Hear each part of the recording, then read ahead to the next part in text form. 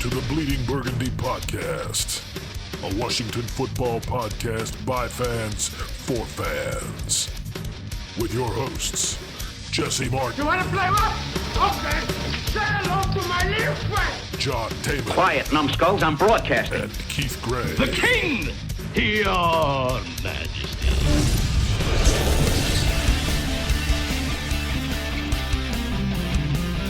And now here's your host, John Taman. Hey everybody, welcome once again to another attention-whoring edition of the Bleeding Burgundy podcast.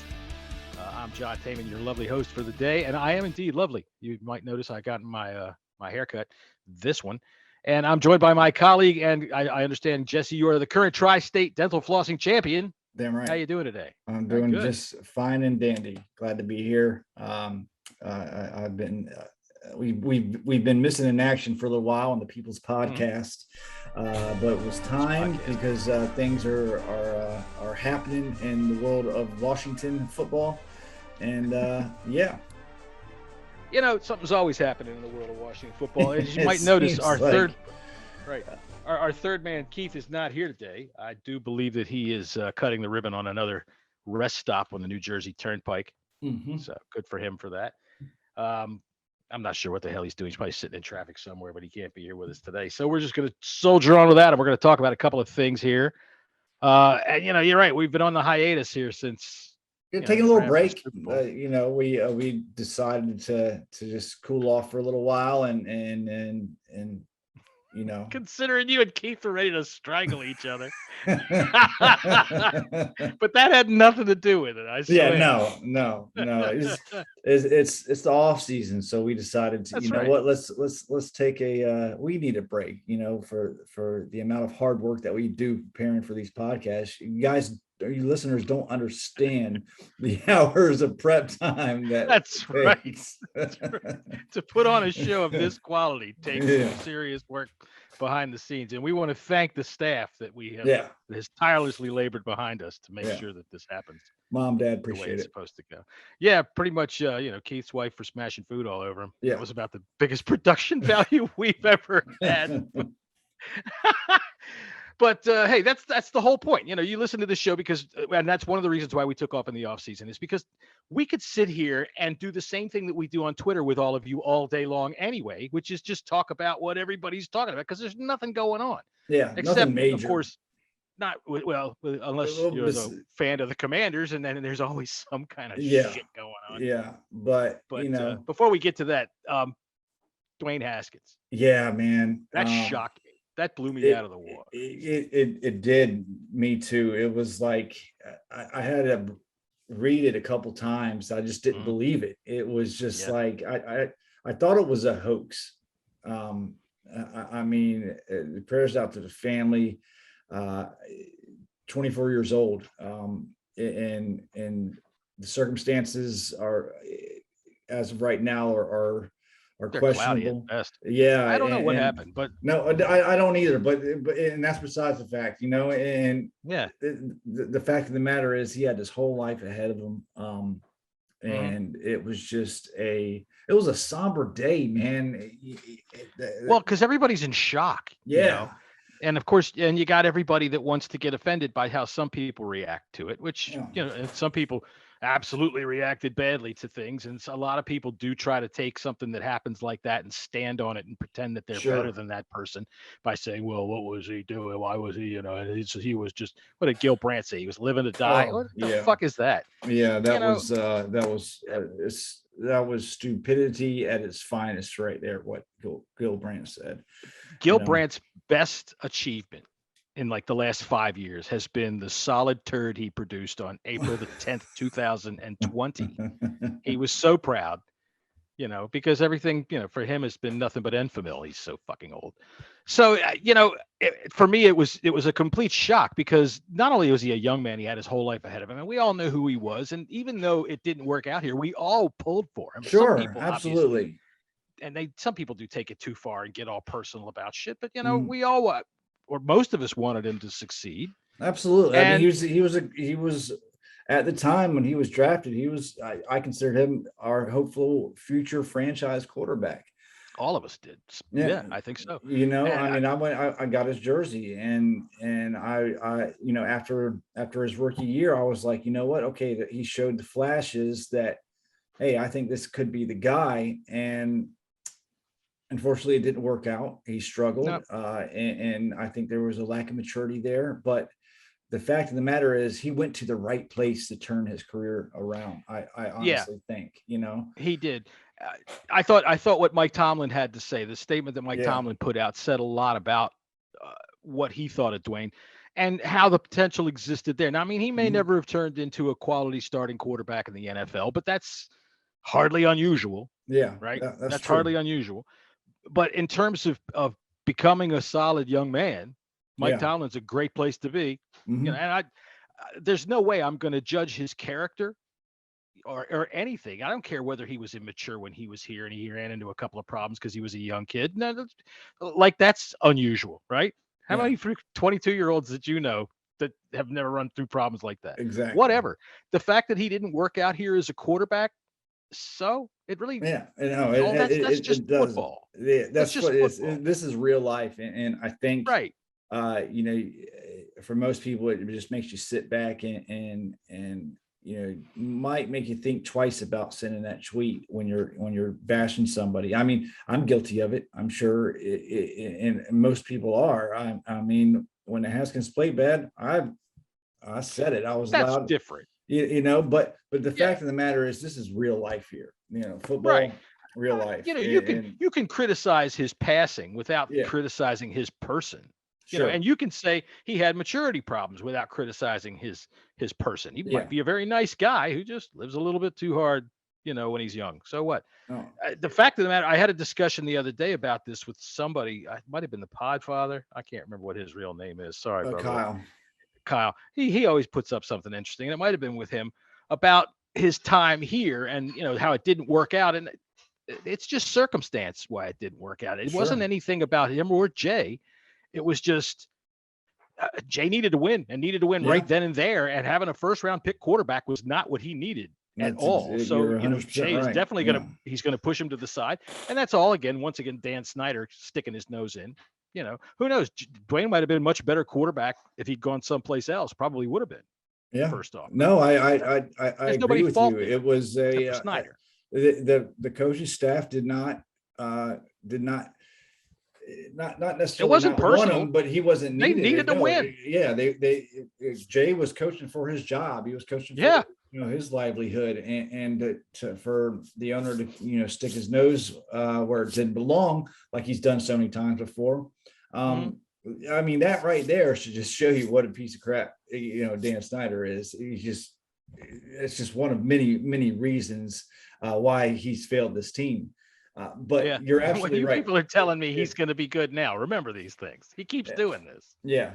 But if Dwayne Haskins would have went to the Patriots, or just for an example, it could be totally different, you know, Sure. totally different circumstances. Sure. And the fact of the matter, the young man who had a great smile, was loved by everybody in the organization, all of his teammates. He's gone now, and it sucks, dude. It really sucks to see shit like that. And I feel like, and in a hard way too, man. Yeah, Hit by yeah. a dump truck. You know, that's another thing. I hate to sound like the rubbernecker about it, but that's another aspect of it that really makes you just go, "Oh my God!" Yeah, Because yeah. if It's you read that he shocking. just died in his sleep of some kind of organ failure, you'd be really shocked. It's sad, but it wouldn't be like, "Oh my God, what happened to him?" That's you know. no, you're the circumstances of that whole situation. Like, it's just like, wow, like are you serious? And obviously, I'm a very curious person. I would Sure. like to know, you know, what he was doing on the interstate, on any interstate, trying to cross the road. We don't know. You know, Some people said that he had run out of gas. I have no idea. Well, I heard this was on. from a check mark, and I haven't really heard much of it from anybody else. And I think it was a reporter from Florida saying that there was a possible female in the What the hell is front a possible female? There could have. All right, I said that wrong. He wasn't in Thailand. There was a female. It was possible that there was a female passed out in the front seat of his car. Yeah. I don't think he was running away from her. No, Hey, what? I've been in arguments with females in my car, and I've gotten out and walked on the side of the road. God damn it. What the fuck? Jesus Christ. I can't sit in here anymore. Yeah. But I mean, in a way I want to know, but in a way I don't want to know, because it really doesn't matter. The fact of the matter is a tragedy. And it's just sad to see someone with his whole entire life. I mean, I feel for the family, I'm glad that kind of after the initial idiocy from Brandt and the stupidity of Adam Schefter's tweet, and, just beyond idle curiosity of what in the world, because that's such a strange circumstance, nobody's really dragged him all week. And there hasn't been the usual celebrity gawk fest. So, I mean, there's some respect there, and I'm okay with that. But it's when just Terry put out, Terry, what a good young man that guy is, Terry McLaurin. What he said, in his tribute to Dwayne, it kind of made me well up a little bit, man, because it was pretty much perfect, and that right there shows people what Dwayne meant to them. And he was just a young guy, and he was a good guy. He always tried to look after people, make sure that they were okay. And it's, everybody should have someone like that in their life. Sure. And he was down in Florida working out, trying to get better at his craft. Yeah. So, I mean, he was putting stuff up on Instagram the day before, the practices, with his receivers, and I think Mitch Trubisky is the one that invited him out to go. You start getting, so Mitch could one of the new quarterbacks for the Steelers, to get acclimated with the receivers and running backs for the Steelers, and Mitch invited Dwayne out, and they were all out having dinner and just the night before. And it's shocking when you just see stuff like this, man. I have looked up on the internet that possible female is defined as Mason Rudolph. So maybe all the quarterbacks for the Steelers were down there. Oh, God. All right. Sorry, I made a joke about something terrible. Anyway, so, rest in peace, Dwayne Haskins. That was a real shame definitely for everybody. All right. So here's the next thing I have written down on my piece of paper that is the you'll notice we have some structure today. All right, so the latest scandal. We have been rocked yet again by yet another scandal, but this one looks like it's got some legs. I mean, I got some meat on the bone right here. Might have some meat on the bone. Congress is putting out memos that say they have evidence. And what they'll do, I was listening to John Keim the other day, which has become a 100% must-listen podcast. Oh, yeah. John could use some oration lessons, but that's okay. He kind of talks a little wooden, but that's all right. Yeah, I don't mind. He gives you very good information. He had a fellow on the other day that was a sports legal expert. I can't remember what his name was. I listened to it. I know who you're talking about. I don't know the name, but yeah. Right. So I know a lot of people, me included, wish Dan Snyder would fall off, a very long pier tomorrow, like straight into the mouth of a shark. We'd like to see that happen for Easter. That would be wonderful. But the fact of the matter is what will happen is this committee will, if they find evidence of wrongdoing, they're not going to come down on him. They're going to go looking at all the other 32 teams to see if this is a pattern that's been going on, that fans have been bilked like this throughout the league. They're not going to concern themselves over whether or not Snyder's been hiding money from his partners in the NFL. They're going to be looking at what these allegations about them keeping back deposits and things like that, and fucking ripping off their customers. Yeah. You're fans, you fucking jackass. Oh, I hate that man. I fucking hate that man. See, I think, and you're absolutely right, and it makes total sense. But I think, this is just another notch in another thing. The owners, I think the owners want Dan gone. Okay. Oh yeah, but I think so too. They do not want him gone for something that could get them expelled as well. Right. But there is a list that's growing now. Okay. There's a list of things that Dan Snyder is getting called out for. and it's growing. So look, ripping off your freaking fans, ripping off the rest of the league. They aren't gonna like that shit. It would not surprise me if 20 out of the 32 teams actually do this. Okay, it's kind of a common practice in big businesses. They to rip off your customers. That's true. That's you don't want you pay a down payment or a deposit or something like that. If the customers forget about it, dude, big corporations, they do this shit all the time. Sure. They work out ways to fucking do it. Yeah. To make sure they make it so hard for you to go back and get your deposit that you just finally just give up and say fuck it. But there's so many people that sign these 10-year leases that just forget about this shit. And oh wait, did I put a deposit down or not? Most of them forget about it. So, but the fact of the matter is, even though it's a small amount of money that belongs to the owners, it's still money, and that's still something that they can be like, yeah, I don't give a shit if it's 5,000 or 5 million. I don't give a fuck. All you people out there that are constantly using this, they're a billionaire. What do they care about $3 million? Dude, that's how you get to be a billionaire. Exactly. You try to take $10 out of their pocket, they're going to snap at you. Right? Rich people are the tightest motherfuckers in the entire world. That's right. What is Lerner? Doesn't he drive like a 1978 Granada? Something like that, yeah. Yeah, and speaking of learners, they're are going to sell the damn Nationals because they're not making money right now. And it's not that they're losing money; they're just not making money. So this is how rich people work. This is how rich people work, man. Major League Baseball is a losing venture in a lot of ways, unless you really can win. Other than that, you're just kind of hanging on. I mean, they make money because look, when you're as rich as those people, just doing nothing makes you more money in a day than most of us see in like 6 months. So anyway, the learners, I've been working on a little impression of the old man Lerner, and it's a visual thing, and it's not very good, but here it goes. Ready? I don't even know.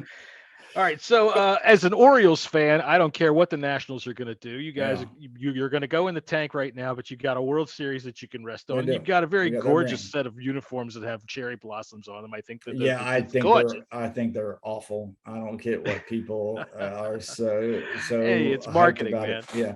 But back to Dan. This is another notch. Another thing that that the owners can hold against him to maybe possibly finally get him out. Is this going to happen? I'm still going to lean no. Not yet. It's going to take a long time. By the way, but there's fine Pilsner beer. That's disgusting beer. It's pea water right there. It says right there, a fine Pilsner beer. What, I'm going to listen to you or the can? Proof. There's proof now. There's emails. There is. There's emails people can hold up. Okay, it's not just hearsay testimony. Not saying that these ladies were wrong or saying that they're lying or anything like that. I 100% believe them. But this is something. It's easier to prove with concrete proof. That's the reason why most sexual allegations end up in civil court, because it's hard to prove. It really is. Exactly. In many ways, it boils down to he said, she said. And you're going to have a hard time convincing any jury, but we've already been down that road. So they're pocketing that juice. Yeah, this has concrete evidence. And I think you're right. It's another loop around the noose that they're trying to put on Dan Snyder's neck. He's slippery and he's powerful and rich. So it'll take a long time. A lot of you folks, this is not the smoking gun. This is not the bullet that's going to do him in. It's going to take a long time. He's got a lot of money to fight this with, and he's going to drag it out as long as he can. You can bet that. Past couple of days, Kevin, on Kevin Sheehan's radio show and his podcast, he's been putting something out there. And I want to get your take on it. He thinks that Dan Snyder's going to wind up selling and not being kicked out because of the fact that he's just getting beat up too much. What do you say to that? I think that he is the kind of person that would sell as an absolute last resort. He's going to get the money for it, whether he does it now and saves face or does it then after he's slung the mud with them for a while. I think he's the kind of guy that will dig his heel in and say, can throw me out, dig me exactly. Out. Yeah, that's. I think you're gonna have to drag Dan Snyder out kicking and screaming. I don't think it doesn't matter what anybody finds. He's going to fight this tooth and nail to the bitter end. Did you hear what Tom Lavero said? This could drag out for years. I don't think every time something happens, people are like, "Oh, that's it. Dan's gone." Even if that's the nail of the coffin, this is a big nail. It takes a long time to drive it. It's going to take years before he's out of there. Litigation, court litigation. He's going to fight this tooth and nail. I don't think people understand that. Right. And like I said, whether he sells now and saves face or sells down the line, how much devaluation can happen between now and then? I mean, it's still going to be an extremely lucrative sale for him. Yeah. I don't think he's going to lose money because when you look at what he paid for it, I mean, no. Wait, he's not going to lose any money. They're still ranked sixth to this day, ranked sixth most valuable franchise in the NFL. Okay, the franchise is worth $4.2 billion. It's going to take over $4 billion for someone to buy this franchise. That he bought this franchise for what, $833 million, something like that. Yeah, something like that. And that was the highest price ever paid. Exactly. And now he will get $4 billion. I don't understand why he wouldn't fucking sell it. That's $4 fucking billion. Because he's a prick. Exactly. I think that the fact that everybody not having any fun hates him doesn't matter to him. Exactly. That's what I'm saying. He can get up in his helicopter and fly away from the game and go, "Oh well, we fucking lost, but look at those shit people down there. Yeah. Here, dump some shit on them. I hope you brought the bucket." Yeah, exactly. That is why I totally disagree with Sheehan. Is that it? I hope he does. Me too, but I just don't think it's going to happen because he's run this franchise in the ground so much, and people have talked shit on him so much, and his face, he cannot save face no matter what he does. No, he tried to grow a beard on it. Did you see that thing? Yeah. No, it Lord, that couldn't save his face. It didn't work at all. Did you hear on Sheehan's podcast? Did you hear what Tom Lavero said on Tuesday? Probably, but refresh my memory. Hey, you gonna eat that? You gonna finish that? Oh, Tommy, he is like nails on a chalkboard. You know what though? As he is nails on a chalkboard, but he's been right all along. Yes. And I begrudgingly admit that because I have hated listening to him because, for me, it was I don't want to, I guess I was in denial, I guess, but it wasn't necessarily denial. It's more of a line of like, look, man, I don't have much left with this team to make me feel good. And this was something that for all of us growing up made us feel good and part of our lives. Quit shitting on it. We know it's shit. Yeah. I know it is. Stop it. Shut up. You're right. You're absolutely right. And he was 100% right when he said, I didn't like the extra crispy. I thought that it took away the flavor of the chicken.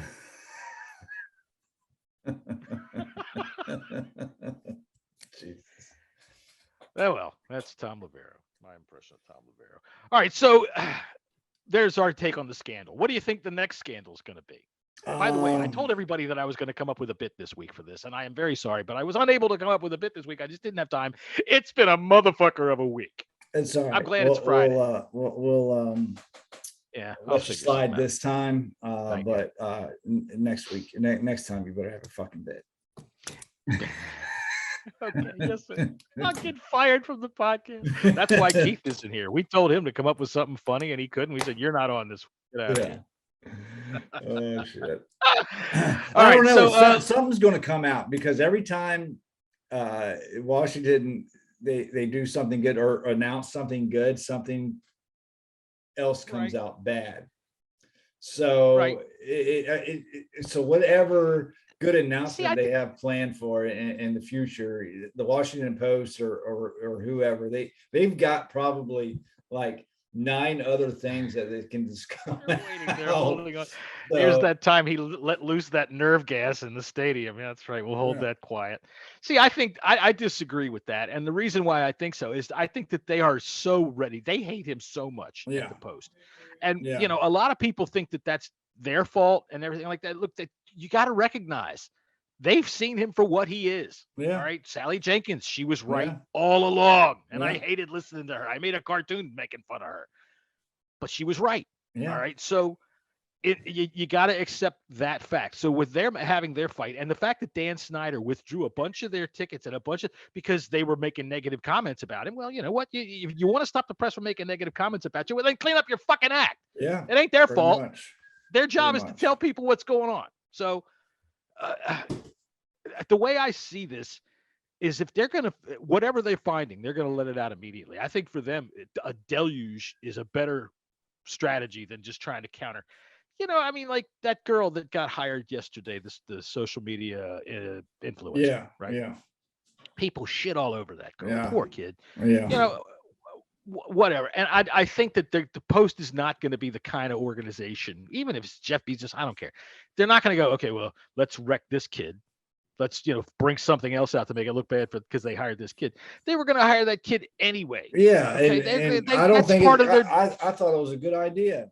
You know, I mean, it's the modern age. Influencers exactly. are called influencers for a reason, right? Yeah. Not because they don't influence anybody. Yeah. It's the exact opposite. So they were going to make that move, and it's not a PR thing to try to hide something else that Dan has done. You got to give some credit to front office, even though they've been ham-handed in a lot of things. They're trying, and you can't just look at everything that they do from a cynical eye. Now, believe me, 100%, I understand. I know why, because we all know that that's probably right. Most of the time, you're probably right when it comes to looking at how these rich bastards live. But something like that, you also have to take it in from this perspective. I mean, even if they did hire her for a PR score, whatever. For her, it's a big thing. Yeah. She's just a young girl, and it's a big step for her in a career that's just getting started. Encourage her, congratulate her, let her at least do it before you shit on her and say, "Oh, this is terrible." Yeah. No, agreed, 100%.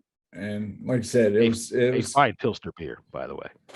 Getting with the times, and you're right. I think this front office, everybody except for Dan Snyder, I think they didn't do none of the stuff that Dan's being accused of. They're trying to fix it. They're trying to fix it, and the fact of the matter is they're doing a good job of trying to control what they can control.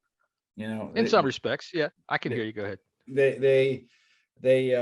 They're just doing it's Dan's working against them, and it's not fair really to the fact even if Dan is not actively working against them, what he's done for 20 years is working against them. That's exactly what I mean. It's a tough job, but I hats off to Jason and company for sticking with it. to kind of give it an analogy, you are the person that's down at the waste treatment plant whose job it is to shine up those turds before you put them back in the system. And they're working hard trying to do it. Now they've been ham-handed in some things, the Sean Taylor debacle, and in that regard, again, I point the finger at Dan Snyder. Mm-hmm. They are constantly in the news for mass exoduses of front office personnel, right? Whether, not necessarily name people or titled people, but just people that work there. They can't take that shit. And I've said so on this podcast before. I'm a graphic designer. I've worked in the sports world of Washington, and the worst reputation is working for them. The worst reputation. So they're still trying to clean up from that shit. So when you see ham-handed attempts, it's because good people aren't coming here because they know better, which brings me to my next point. This is where I see the largest problem. The players. Did you see Antonio Gibson's comments on Channel 9 the other day? Yeah, sure did. This is where I'm going to have a hard time because now this is something that we've imagined was going on.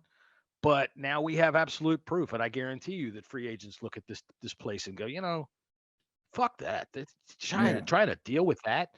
When you see Gibson not just saying it out loud, but his body language while he says it, he's fatigued. Yeah. And that's just bad. And I'm looking for legal minds out there to explain to me why we can't just weight Dan Snyder down with an engine block and throw him in the fucking Potomac River. That's not a bad idea. I'm telling you, I think that there's exigent circumstances that we can get somebody that's a lawyer out there. Please tell me. Yeah, we got to be a loophole somewhere. That's right. I mean, Jesus Christ.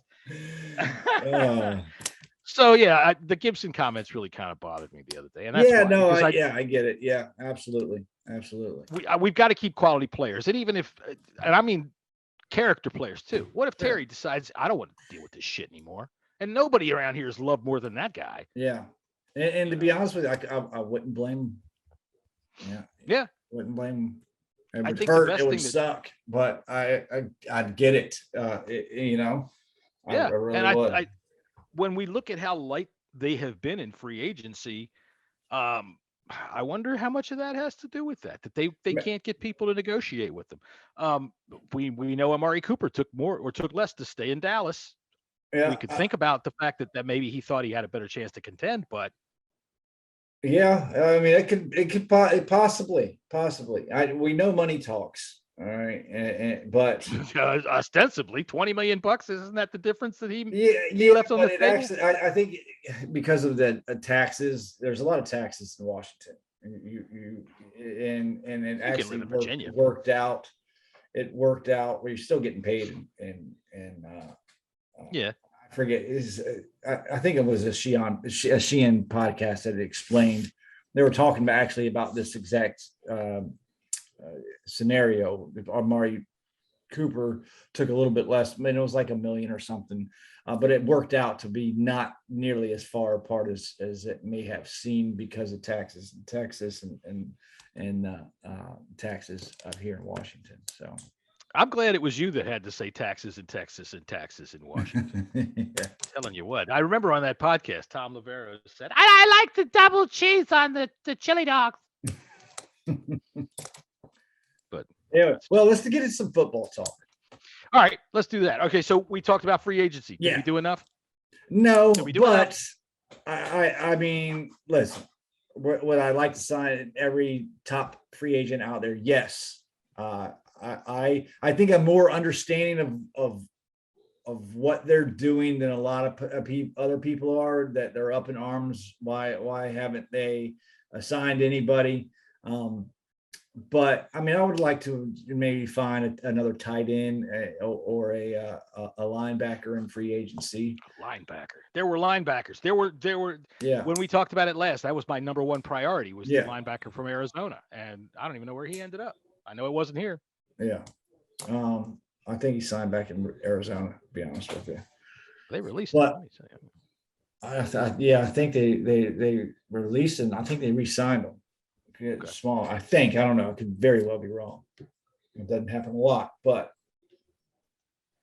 anyways, they should have. And we've known in the past, after the draft, Ron's made some good moves. Picking up Leno. Well, those are good moves that are made because other teams let it. Leno was on the Bears. They let it go right before the draft and then made a pick. Kevin Pierre Lewis. Kevin Pierre Lewis was another, I think, after draft pickup 2 years ago. I ain't too excited. I mean, it's okay, but we need some difference makers, especially at linebacker. Yeah. Look, you want to know the most depressed I have felt since the freaking new year is when they looked at me and said, Cole Holcomb is going to be our middle linebacker. Come on. Come on. Yeah, I know. Finish your point. I'm sorry. I cut you off. No. It's hard to, I think after, the trade for Wentz, right? Their salary cap was cut exponentially. Yeah, they did some moves to alleviate some of that pain by getting rid of Ioannidis and Settle and but they had scads of cap room. This is where I'm curious, because that was how we were looking at it coming into this offseason. The cap was going to go up, which it did, maybe not as much as we thought, but they have been frugal since Ron got here, and prior to that too. They haven't really signed that many big deals. And I also think Go ahead. How did all the cap get eaten up all of a sudden? Well, I also think, and what you see other teams are doing is they are moving their cap to future years. All right. They're doing what Snyder used to do. Yes, but failed. exactly. They're succeeding. I think So, they're being very mindful of the cap, so they do not get in trouble 2-3 years down the road, because they're trying to build something that's going to last, not just 1, 2, or 3 years, but something that they can get a grip on. Listen, I don't know if this is the right move, but this is what I think that they're doing. Is they're not going to get themselves, because are we Super Bowl ready yet? No. Hell no. Okay. No. You're talking about the Commanders. I thought you were talking about in general, because I'm thinking the Rams are going to blow up. No, soon. that's what I mean. Like, that's an example of teams that they succeeded, but they are built to win now. Okay. Well, yeah, and they did. That's the difference. They're going to blow up, but teams like that are going to blow up, and I think that's what the Commanders are doing. They want to build something that is going. So why put themselves into trouble? Maybe having to move contracts to future years. Right. Maybe and get more money this year when they want to keep the salary cap in control. So when they get their pieces here, a couple pieces next year, they're not in salary cap hell 3-4 years down the road when they pushed all this money just to try to get a one and done, because they're not ready yet. They're not ready yet. No, they're not. But I think that with the Rams in particular, pushing the salary cap figure down the road, I don't think really matters to them nearly as much as the trading away of all the draft picks. That's where they're going to get hurt, because when those cap dollars come due, you can always finagle and maneuver and do sort of things, especially with slotted draft, numbers. So you can at least 1, maybe 2, 3 rings on their hands. Right. So with slotted draft salaries, you can cut cap quick, and you can bring in Preston Smith / Montez Sweat. All right, granted, Smith has done all right, but you don't pay him that much because you can draft a lot cheaper and bring in a guy that can play just as well, ostensibly. Frankly, I think that this old method of conserving cap, and I hate to do this because the Rams are proving the Dan Snyder method correct. Yeah. The early Dan Snyder method. The difference being is that they're actually building pieces that fit together with decent coaching. The owner doesn't meddle in the middle of them and lets the coach do his job. Yeah. But my train of thought just derailed all over the goddamn place. So what I hate is it's going to prove Dan correct. Yeah. But it's going to get him in trouble because the draft picks aren't going to be able to balance out what they're going to have to jettison to stay under the cap. You're 100% right. But they're playing for now. They're playing for next year. They're not worried about, because they're in, this is their window. This is their mini dynasty window right now. They should be the favorites to win the Super Bowl this upcoming season. I'd say so. I strongly think that they should be the Super Bowl favorites, because they've only gotten better than they were with the players that they've added. But like you said, no draft picks. That cap is going to explode, and then they're going to have a couple. They're going to have a couple years where they're going to go, because they're going to have to cut everybody, and they're going to have to do like we did in the early 2000s. Yeah, and I think what Ron and the Martys are doing is they're just trying to build something sustainable, so they can get up to the point where, all right, let's go get this high-priced free agent, and then maybe we got a chance in the next couple of years, rather than let's just fill holes with higher-priced free agents, and we ain't got nothing to show for it because we're not ready for it. So, and I understand that because we're impatient and we want all these, we want to win right now. But I understand, I see what they're trying to do, and I get it in a sense, but the patience factor, we've been patient for how many years now and still haven't won anything. Well, see, I think that was the point that I was going to make when I forgot my point, because I'm old and I'm drinking a fine Pilsner beer, is that this conservative approach to the cap is, I think it was Disco this week that was in one of his threads talking about how Snyder overcorrects. He makes bad mistakes and then he overcorrects and goes the other way, completely bad the other way. And what we're seeing, I think, here is maybe that again. He was way doing what the Rams are doing back in the early 2000s. Him and Vinny were buying everything that they could with no real concern for the cap and no real concern for the continuity of the team itself. And it blew up in their face time and time again. But now we're looking at it as though, okay, we swung completely the other way. We're way conservative with it. And now we're watching teams that have bought Super Bowls.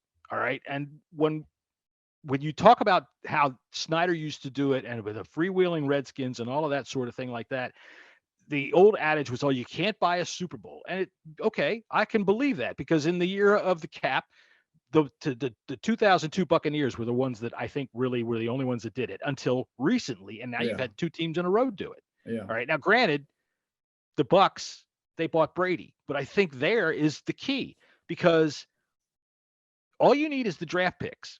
All right. You can blow the fuck out of the cap as long as you have a quarterback. Yeah. As long as you have a goddamn quarterback, you will contend. Yeah. And that's I think the lesson of the NFL right now. You can blow your cap out of the water like the Rams do. They didn't have a quarterback. They didn't win shit. Then they got a quarterback and they started to win. They'll continue to win as long as they keep the quarterback. Brady coming to the Buccaneers, put him right over the top. Any team that's got a quality quarterback. Look at the Packers this year. They're talking about bringing in Sammy Watkins. Yeah.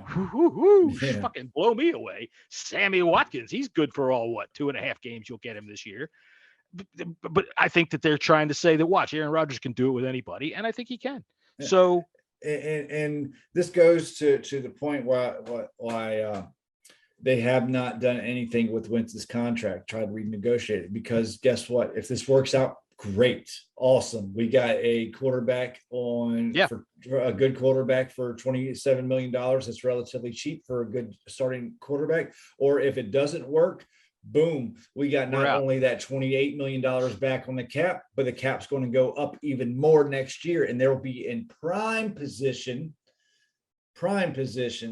to draft the latest hype machine that's coming up, right? Either draft or they'll be a little bit more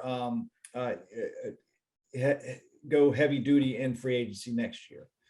It looks to me like they're terrified of the draft of the quarterbak.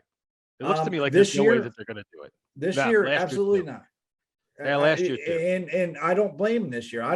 None of these quarterbacks do anything for you, man. I mean, well, you know how I feel about that. I think that this is all conjecture.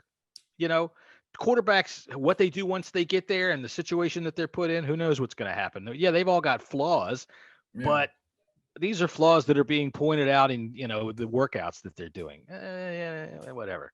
Show me on the field what they can do. And I think that quarterbacks are all conjecture. But last year, Ryan Fitzpatrick, let's sign him the day after free agency starts. We're going right for Ryan Fitzpatrick. That's our boy, Ryan Fitzpatrick. They're not going to draft a quarterback. So I thought maybe, okay, the COVID year might have scared them. Down year, not a whole lot of competition. There's a lot of people didn't play. A lot of teams flat out didn't play. A couple of conferences got over. The schedules were shortened.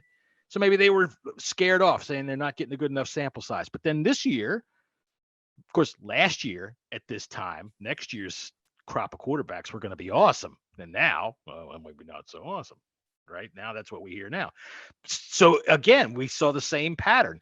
They made a big play for Russell Wilson. That didn't happen. They immediately pivoted right to Wentz. Boom, boom, boom. I don't think they're ever going to draft a quarterback. This group. You might be right. You might be right. Not this group. And I mean, I'm okay with the Wentz signing. The first day, I was like, shit. Me too. But, and this is going to probably ruffle some feathers, but I think leadership can be overrated to some extent. Okay. Yes, sir, Mr. George. Jeff George on the podcast, ladies and gentlemen. The People's Podcast presenting Jeff George. Look, man, we got leaders on our team. We got Terry McLaurin, the leader on the offense, and we got John Allen, the leader on the defense.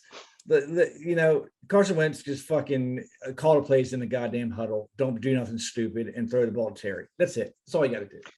Have you watched the in-season Hard Knocks yet? No, I have not. All right, No. so I just started. I will tell you this. The first episode, here's what you're going to find out about everybody on the team. They all had babies. And look, they did their gender reveals there on the field. And we talked about the wives. And one thing I recognized, and I would not want to live in Indianapolis. God damn it, the women are just fat and ugly. Yeah. No, thank you. So anyway, I started watching this. The first episode was incredibly boring. I didn't see anything out of the ordinary with Wentz, but like I said, first episode, and I had a friend of mine tell me, go ahead and watch this show. You'll see why they're down on Wentz. So thanks, Charlie. I'm watching. We'll see. Yeah. Well, listen, like I said, man, I mean, I all he's got to do is make the same plays he made against us when he was in the Kelly Green when he kicked the shit out of us multiple times. I'm good with it. Okay. Yeah. Yeah. And as far, there's going to be some more moves made after the draft. I hope. I mean, they're going to be agency. Yeah. I mean, there's got to be, and we're going to get some more salary cap when the June 1st comes around. Yeah. From Landon Collins. So there will definitely be, I mean, because we do have holes that we got to fill. We're going to fill some of them in the draft, but we're not going to be able to fill all of them. So look, you don't fill holes in, May and June. That ain't hole filling time. You get lucky with somebody like Leno who comes available, but that doesn't happen very often. It doesn't, but I think we got enough to I'm scared to be okay about the linebacker position. You know me with the linebacker. But the position thing about that is, I've been thinking about that, and I've been thinking about it. And when we talk about this draft, and I think you'll see what I mean. I think because we only played with 3 linebackers for 32% of plays last year. That's still a lot of plays. You couldn't even count them for 3 linebackers, maybe 1.5.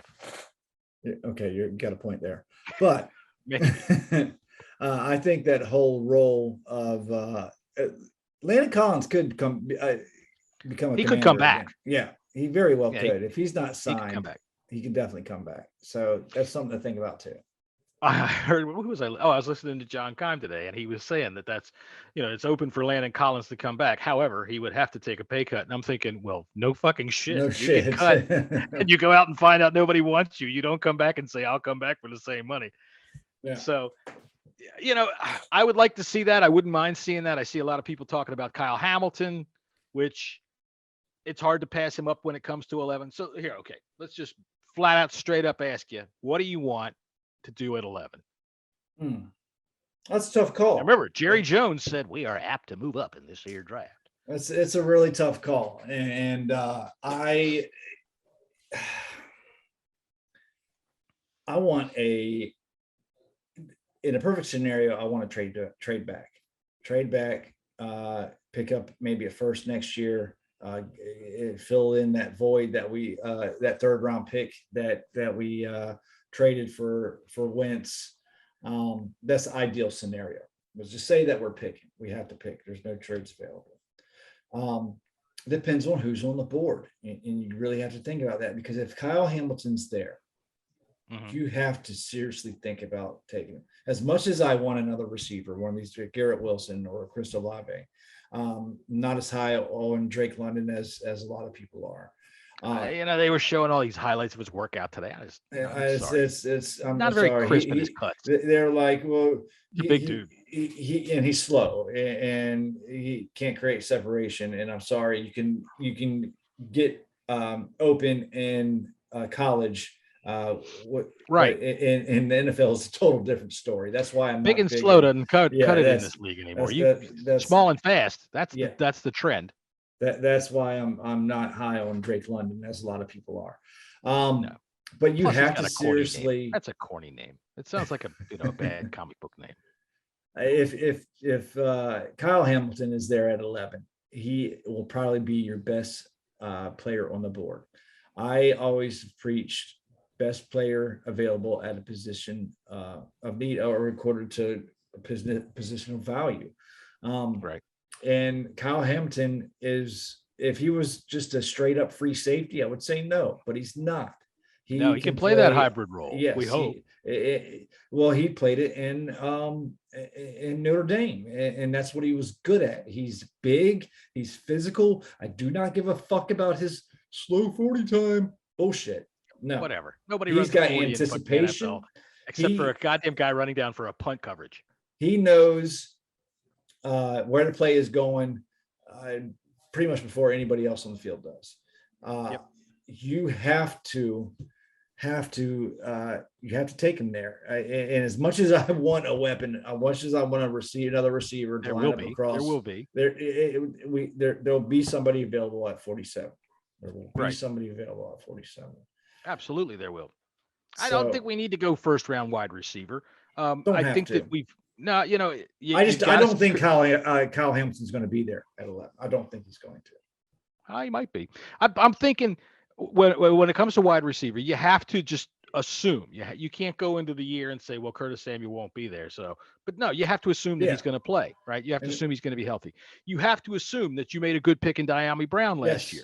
Right. Yes. He's just a rookie last year. Everybody is like so goddamn ready to write off everybody. Yeah, I am definitely not ready to write off Diami. No. He's a rookie, and he was only a 3rd round pick, which, granted, high value on draft picks, but still 3rd round pick. If he's a 1st round pick, I want much better production is expected. 3rd round pick, okay, you got room, you got a little time to develop and learn before I start getting antsy. I do think that I would like to see some smaller-ish wide receivers come in. I don't even know if Adam Humphries is still on the team. He was only a 1-year deal. I didn't see that we re-signed him, so I don't even know what we have beyond Brown and Samuel. And I wasn't happy with Adam Humphries anyway. So I would have liked to seen a couple of other free agents that are still out there brought in. I don't have names in front of me right now, but I know that there's some that are out there that are better than goddamn Adam Humphrey. So let me see some of that. I know that Keith hates it, so I'm just going to say Mike. I don't want Cole Holcomb as my fucking Mike. All right. It's just, it reeks of going cheap. It reeks of them once again. I know that people are saying that the linebacker position is not as highly used as it used to be.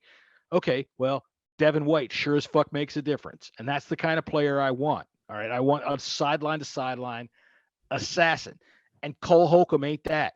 Cole Holcomb is a low-round draft pick who has reached his ceiling, and them saying he's going to be our Mike is telling me we are once again neglecting this position, and the middle of our goddamn defense is going to be wide open fucking again, and we're going to constantly be seeing ourselves in 2nd down and 2 and 3rd down and 1 situations, because I don't give a shit how the defensive line plays. If you constantly are letting tight ends and running backs leak into your goddamn flats and leak into your goddamn middle of the field and setting themselves up with that shit, you're never going to win. And that's why we're constantly so bad on 3rd down, because it's always 3rd and short, or predominantly 3rd and short. So I'm afraid that they're going to neglect that position again. I've said it before. I want a linebacker. I want that assassin. There's a couple of them in this draft, and they can wait till the 2nd round to get one. Yeah, that's where I would like to, if you're going to go to linebacker.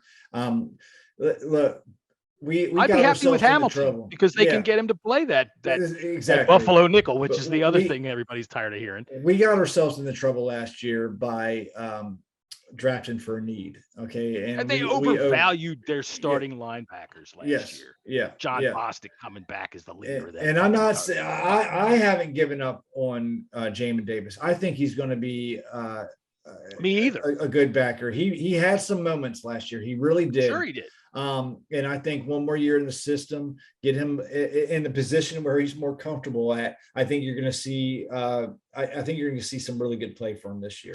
If you go back to, go ahead. Sorry. If you go back to last year's podcast, our draft preview, a lot of people were talking about Jamin Davis, and I didn't want to draft him just because of the fact that he was a project. He looked good in shorts and a t-shirt, and I want best player available. Okay, that's what you do in your first 2 rounds. Once you get to the 3rd round, because your first 3 rounds, you should be drafting starters. It's pretty much, they should be starters. Your first 2 rounds, you want instant. And then that 3rd round should be very close to being a starter or a eventual starter. Yeah, exactly. like Diami Brown. We expect him to step into the role. Exactly. But you need to draft the best player available. Okay. And if Kyle Hamilton's there, even though I would probably want a wide receiver, just because we've been drafting defense first for quite a few years in a row. I want to show some love to some offense. Like 5 years in a row, right? But if Kyle Hamilton's there, you got to draft him. If Sauce Gardner's there and Kyle Hamilton's gone, you got to draft him. I will be so fucking pissed off, okay, if we draft Derek Stingley Jr. I put out a poll on Twitter today, and I said, what do you want the Commanders to do at pick 11 if a trade was unavailable? Let me ask you this, though, real quick before you get started. You say that Jamin Davis look good in the shorts and a T-shirt. So does this mean that when you're evaluating for the draft, you look more at the evening gown or the swimsuit competitions? The swimsuit competition is a must. Yeah. Okay. Just wanted to make sure I got out there. I know my son Max Taman was interested in Stingley. He's interested in Stingley. Yeah. And I told Max that I'll get to why in a moment. But I want to go through this. Our three choices were a Wentz for a Wentz for weapon, a weapon for Wentz. A Wentz for weapon. A defensive back, either cornerback or safety or other. Right. And we had some comments. And I will start at the top. Hog on the Melton said, I'm calling every team in the NFL and offering up that number 11 for a trade back. Middle rounds. I would not complain. Yes, that is my first. That's what I hope happens. You say either Pickett or Willis is still on the board, but your quarterback. I'm just saying if Willis or Pickett are on the board by the time we draft, okay, there's going to be a team that wants them. Pittsburgh's looking to possibly move up. That could be a prime spot to recoup that third round pick and possibly get another first round from next year, especially if you're the Steelers, especially if there's a quarterback available, because their only backup now is a possible female, Mason Rudolph. He said that there's a lot of good players, in the mid rounds of this draft. Just going by of Hog the Mountain, his comment. And after the Cowboys have said, Jerry Jones came out straight up and said that they're prepared to draft. They're ready to move up in this draft. So they're targeting somebody that they think's out of their range. Would you trade with the Cowboys? Would you let the Cowboys come up and get who they wanted? It depends on the offer. It's got to depend on what you offer. I would. I think. Didn't the Cowboys and Eagles trade last year together? Oh, sure. Yeah. I would for sure. The only person I wouldn't trade with is the Giants, because fuck them and fuck John Mara. Yeah. And that's why. Eric Perricone. I'm sorry if I'm not saying your name right, Eric. He says Gardner, Hamilton, Stingley, maybe Stingley. I'm fine with any of those. He said not weapons. Or we got weapons. Dave said Hamilton is off the board. We got to take a wide receiver or trade back. I'm 100% in agree with that. My buddy Denton Day, I said, what if you got Nakobe Dean sitting there? Or that's tough, man. We drafted a linebacker. I like Nakobe Dean. I really do. If we traded back, him or Devin Lloyd are they're the assassin. They are. Listen. If we move back to the 20s, absolutely, 100%. Okay. Pick 11. That's tough for an off-ball linebacker. Like I said, I think if we could trade back and grab one of those, I'd be all for it. 100%. I would too. 100%. I would absolutely. I'd be all over the place. Happy for that. Denton Day says there's hoping there isn't a mass fire sale on wide receivers. Trade back a few picks in round 1 to grab a weapon. One of the OSU receivers would be nice. Hopefully add a second or third pick in the deal. Yeah, man. They have been all over those Ohio State wide receivers, man. Yeah, and I'm good with either one of them, to be honest with you. I really am.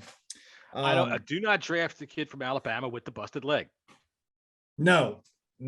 I'm done with No. drafting hurt players. And Bruce Allen is calling up Redskins Park. Yeah. Let me tell you, got a real tip on a kid. 100%. Not in And he, you know why he went to Alabama? Because he could not move up the depth chart at Ohio State. And who was that? The depth on the depth chart at Terry Ohio McLaurin? State? Or No, Olave? no, Olave and Garrett Wilson. He couldn't move past it. I'm out on Jameson. Command Dog Irv says try to get a blue chip talent regardless of position. I 100% agree with you, Irv. I gotta say, congratulations to Irv's parents, because naming him Command Dog back in the day and having him turn out to be the Commanders, now that is some forward thinking. That's there you go. Very fortunate for him. There you go. My buddy Dave Huffman said, I've said this already, but it's worth repeating. If Sauce, Stingley, or Hamilton fall to 11, I'll be sick unless we can trade down. We absolutely have to go wide receiver with our first pick. In today's NFL, you have to have as many weapons on offense as possible. I agree. It's hard to disagree. Yes, it's hard to argue with the points that you have, my man. It really is. Now you got a guy that can fling it too. Yeah. To have just one weapon that can get, Miami Brown's either got to step up or we have to go for a serious weapon. Otherwise, they're really putting a lot of onus on Miami Brown stepping up, because with Wentz, the underneath game is nice, but dude, you got to take advantage of his cannon. Sure. He's got a goddamn gun. You got to take advantage of that vertical opportunity.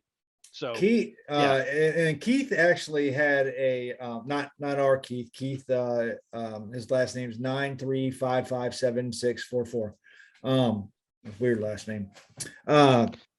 He had a response to Dave's tweet. He said, "Today's pass happy NFL, you need a secondary that can defend those multiple wide receiver sets." That is true, but maybe, I don't know. But people tend to forget. Okay, and I said this yesterday on Twitter.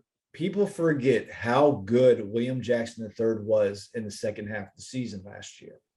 You did not hear his name called at all. And the reason behind that is because he was sticking to that half the field like glue.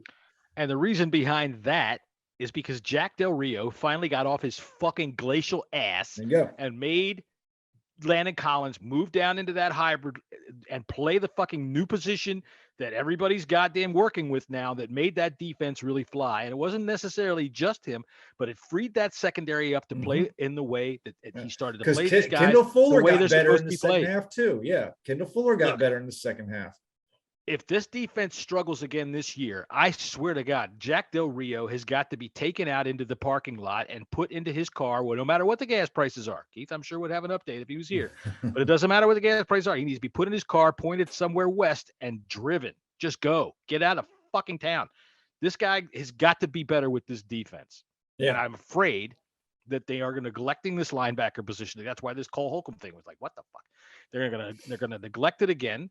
And I have no faith at this point in Jack Del Rio taking these guys and making them play the way that they're supposed to play, where they're supposed to play, doing the best thing that they can do with the talent that he has. He misused and abused that defense. Pick it up, Jack. God damn it. Commander Kevin said if Hamilton is there, grab him and take a wide receiver in the second. I'll be okay with the trade back if it's a decent deal. You got a good point, Kevin. You absolutely do. I definitely agree with that. Doug at DMAX_skin says hopefully one of these three are still on the board at 11 and is the pick. Hamilton, Stingley, or Wilson. Garrett Wilson is I think a lot of people comp him to Stephon Diggs, and I have to agree. I think he is quick, he's fast, he's got very good in and out of his breaks. He can stretch the field too. He can stretch the field, get going. That's the big thing. He can get going.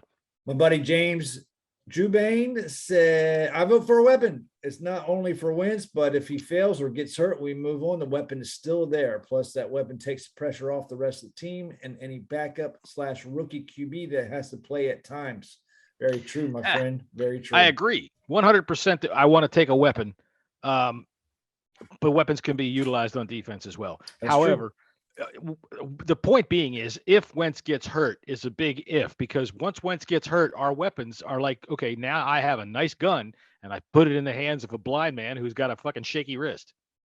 Right? If you whatever, I don't care what anybody wants to say about Taylor Heineke. We can get all the weapons we want. If he can't throw the ball more than 25 yards down the field. That's true. Okay, so yeah, we want to keep Wentz on the field, but that's how it is with most NFL teams anyway. Yeah. We are all fucked at Ass Man the Great One. That's a great handle, man. Ass Man the Great.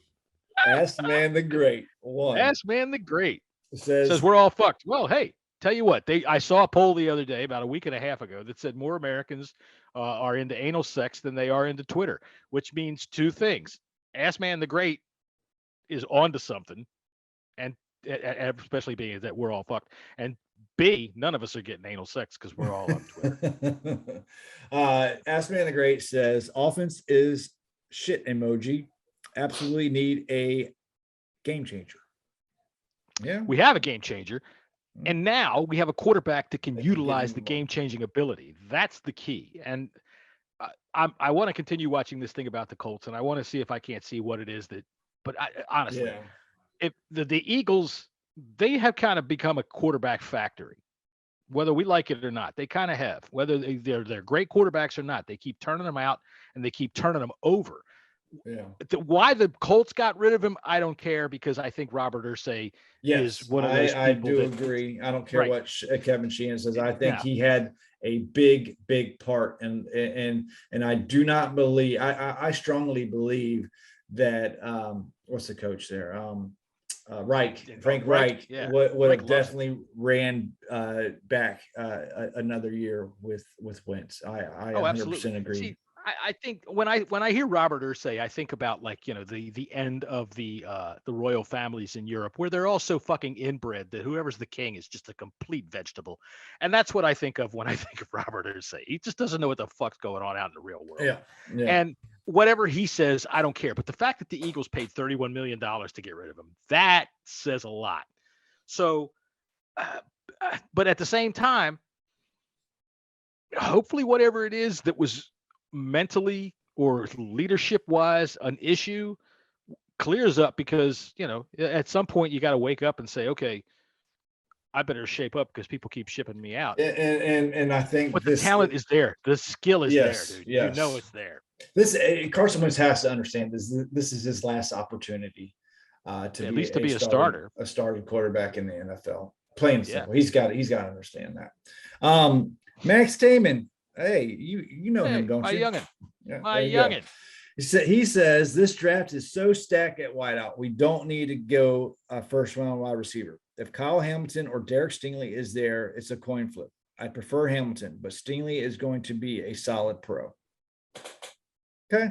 No, I agree with Max 100% on Hamilton, and Stingley may be a solid pro. And I'll get to my why I do not want our team to draft Stingley in a moment. As soon as I finish reading. Coming up soon. Here on Teddy E. Jr. says best player available. Yes, sir. And okay, well, give us a name, Teddy. I mean, way to cop out. Yeah. Jeez, and David O'Connell, he is copping out to best player possible. Best player possible. That's a wholly different situation, because possible leaves open a lot of possibilities, because available means you've let everybody else pick ahead of you. But if let's say you call in a bomb threat and like the first 4 teams don't get to pick because of it, now things are possible. So, a lot of the comments, I don't blame you for moving along completely from that. I don't blame you at all. A lot of the comments, were mentioned a lot of defense, but the people that voted, most of them, 75%, said that they wanted a weapon for Wentz, and 18% said they wanted a defensive back, whether it was cornerback or safety. Like I said before, I want the best player available, and if it's a position at need. I don't think we don't need a first round edge rusher. Sorry, we got him. No, we got defensive lineman. We don't need, and there was a little Twitter war going on between our buddy Mark Tyler and Colin Dumfrey, he kind of talked down on the offensive line, including the center, in which I think we have one of the best centers in the whole entire league. No, he was talking down on Pro Football Focus because they mocked out that we were going to take a center. Oh yeah. And it's like, and Mark was like, the best player on our offensive line. What the fuck are you talking about? Yeah, exactly. So that's it. And Colin was like, it's not really their fault to talk about. They have to talk about we don't need to pick any players like that. We need an impact player, whether it's on offense or defense. We need an impact They wanted player. to end two. Yes. Day 3, if they start, I mean, look, I'm always down for picking. I don't care what draft it is. You take a guard, you take a tackle, you take somebody that just is back there and is big. Yeah. You just keep working it. Every year, you keep bringing them in. You keep bringing them in. We should not sit on our laurels because our offensive line was good last year, and I think that is to everybody's surprise. Yeah. All right. I really and I do not think it's going to be. There'll be much of a drop off without Brandon Sheriff. I'm sorry, I don't. I know people love Brandon Sheriff, and I have one question: left guard, right guard. All right. I'm not going to miss Brandon Sheriff because I think that we'll be fine with Schweitzer one way or the other. Whether Schweitzer's left guard or right guard, he'll be fine. Yeah. But who's we going with Sadiq Charles? Fine with Sadiq Charles. Norwell. We just got him. Oh, that's right. They signed Norwell. That's right. And him and Flowers are depth chart to see if anybody was gone. Yeah, him and Flowers were a coin flip. So I don't think we're not losing anything there. And Norwell was a former All-Pro, so I think we'll just be perfectly fine on the offensive line. Leno's solid. Cosme's coming into his second year. He played solid as a rookie. If Hamilton is there, you take Hamilton, and much as that pains me because I want a weapon, I really do. If Stingley's there, there'll still be time. Yeah, I want to stay far away from Stingley. He may turn out to be a good pro, but there is way too many red flags for Derek Stingley Jr. And what I mean by red flags is he had a phenomenal freshman year, one of the best years cornerback has ever played. He has done nothing since. He has lacked motivation. There's been reports where he takes off plays and he gets hurt all the time. He has not shown anything since his standout phenomenal freshman year, and that scares the shit out of me. Too many times that we've drafted this first pick, you got to draft an impact player. Yes, somebody that's going to be talked about all year long in any context other than, God damn it, what a bust this is. Yeah, or he can't stay healthy, and that's the big thing. He can't stay healthy, and we don't need to. We've drafted too many of those in the past, and that's. He may turn out to be a 5-year All-Pro. Good, great. I can't. And I would be upset if we drafted Derek Stingley Jr. I think there's other options that don't have those red flags. That's exactly. That's what I mean. And I'm just tired of just drafting red flag players. I just don't want to do it no more.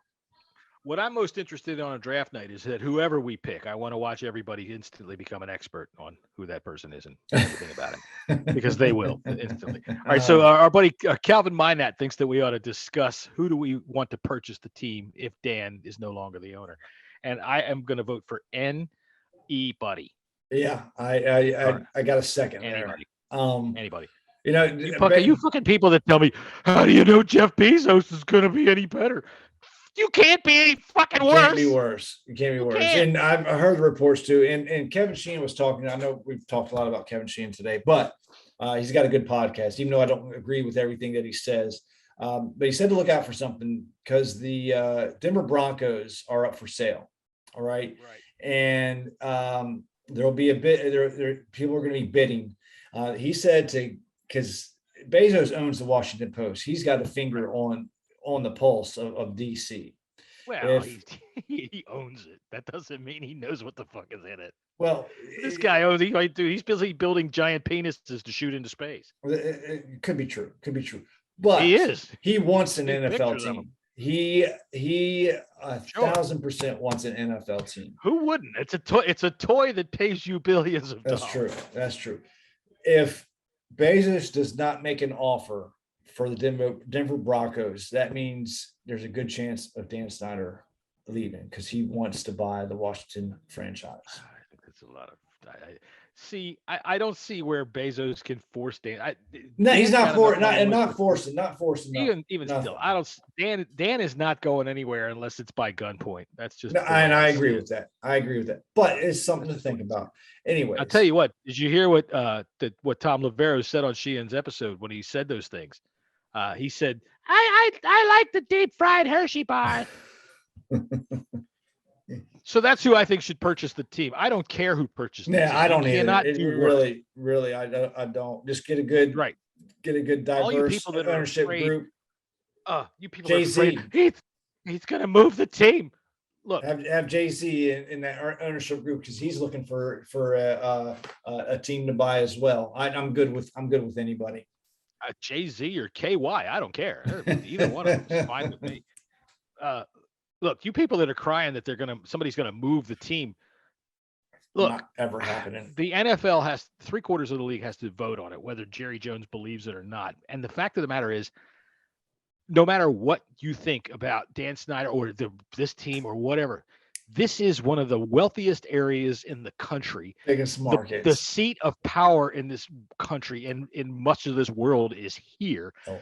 And it's a top 10 TV market. It's like number 6 TV market. Yeah. So you look at the other cities that could potentially bid. Nobody's touching it. Somebody, God, I've seen a couple of people say Salt Lake City. Listen, excuse me, Salt Lake City is full of Mormons, and the Mormon religion says that you should not do anything on Sunday that forces another person to work, which is exactly what the NFL relies on. Yeah. So you ain't going. No, there's never going to be a team in Salt Lake City. All right, so Scott Hartley, our friend from the UK, Scott Hartley says, what will be this year's highlighted training camp after Jesse's sighting of Bigfoot last time out? So it's too early to discuss that, but I'm thinking that we should have probably a squares game or some kind of Jesse, you'll have to decide before training camp. You're going to have to pick who you think is going to have the largest penis that you're going to see at training camp. And we're going to have to see if you're right. We're going to play some prop bets. That's right. That's right. Everybody's going to get to bet, and then they're going to have to come up with some proof. All right. So let's see. I think that's it. Scott also wants to know if we could pick any character in a book, movie, or TV show who is most similar to you, who would you choose and why? And I don't have an answer to that right now because I don't have an answer to that right now. And I think we should answer that when Keith is here. Probably. Because, but I know mine.